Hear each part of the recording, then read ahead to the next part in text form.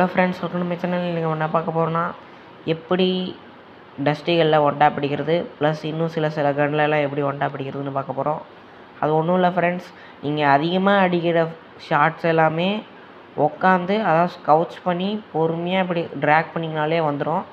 Plus இந்த short கன்லலாம் ஒன்றுமே இல்லை, அவரை ஷார்ட் ரேஞ்சில் வர வச்சு, அதாவது உங்கள் எனிமியை ஷார்ட் ரேஞ்சில் வர வச்சு பொறுமையாக நீங்கள் ரஷ் பண்ணாமல் உட்காந்து அடித்தாலே வந்துடும் ஃப்ரெண்ட்ஸ்.